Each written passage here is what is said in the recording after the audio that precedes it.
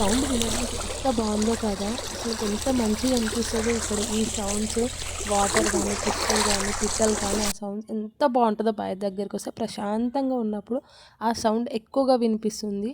నాకిక్కడైతే మస్తు ఇష్టం అనమాట. నాకెప్పుడు కుదిరినా ఎప్పుడైనా దేవత దగ్గరికి వస్తూ ఉంటా అనమాట. మాకు ఉప్పలమ్మ ఉండే.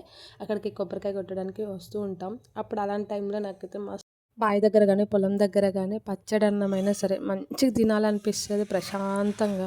మేమైతే వాటర్ మోసుకొనొస్తుందనమాట. ఎక్కడి నుంచో అంటే పక్క ఊరు నుంచి మోసుకొనొస్తుంది. మనం నడవడమే కష్టం ఆ దారులల్లో. కానీ తను మోసుకొని వెళ్తుంది పైన. నేను ఎన్ని సార్లు కిందికి, పైకి చూస్తున్నానో దారిలో ఎక్కడ కింద పడతానో స్లిప్ అయ్యి అని చెప్పి.